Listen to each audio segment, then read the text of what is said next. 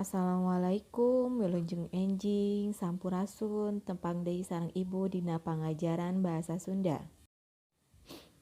Minggu kamari urang tos diajar ngeunaan dongeng, definisina, cara ngadongeng, jenis-jenis dongeng.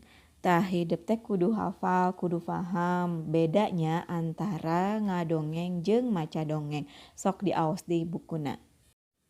Dinten ayeuna urang bakal diajar ngeunaan kalimah wawaran. Kalimah wawaran nyaeta kalimah anu fungsina pikeun mere nyaho hiji hal ka batur, eusina sangkan batur anu maca atawa anu ngadengekeun nyaho. Hayu urang tinggal contoh kalimah wawaran. Nu kahiji, kamari kuring diajar maca wawaran di sakola. Kunaon kalimah ieu kaasup kana kalimah wawaran? Muhun leres, sabab mere informasi atawa mere nyaho ngeunaan kuring diajar maca di sakola. Ayeuna urang tinggal contoh nu kadua. Tadi peuting di hareupeun imah kuring aya mobil tabrakan. Kalimah ieu oge kaasup kana kalimah wawaran kusabab mere nyaho ngeunaan aya tabrakan mobil di hareupeun imah kuring. Kitu oge dina contoh nu katilu, yayan teh dititah nungguan imah ku bapana. Sarua nya ieu oge miboga fungsi mere nyaho yen yayan teh keur nungguan imah da dititah ku bapana.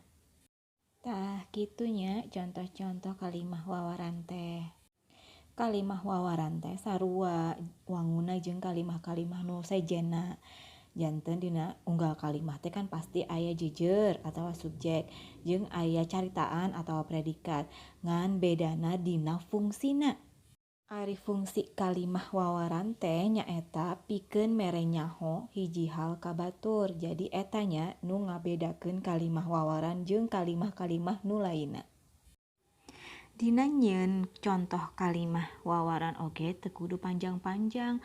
Nu penting aya jejer atawa subjek jeung aya caritaan atawa predikat. Contona misalna kieu. Kalimah kuring dahar ieu oge kaasup karna kalimah wawaran. Kumaha atos paham? Mudah-mudahan tos paham sadayana nya. Upami aya nu teu acan paham tiasa naros di WA grup atanapi tiasa japri ka ibu. Ayeuna urang kana pancen minggu ieu. Pek ku hideuk baca deui dongeng Jonggrang Kalapitung nu aya dina buku paket Gapura Basa. Tuluy pigawe pancen 1 kaca 63. Nu kadua baca deui ngeunaan ngadongeng. Tuluy pigawe pancen 7 kaca 74. Nu katilu cik jieun kalimah wawaran tina kecap pasanggiri, kagiatan, kajadian, balarea, jeung pamilon. Janten sadayana aya 20 soal. Tulis jawabanna wungkul dina buku tulis, tuluy foto, terus kintun ka Google Classroom. Alhamdulillahirabbil alamin, materi kanggo dinten ayeuna atos rengse.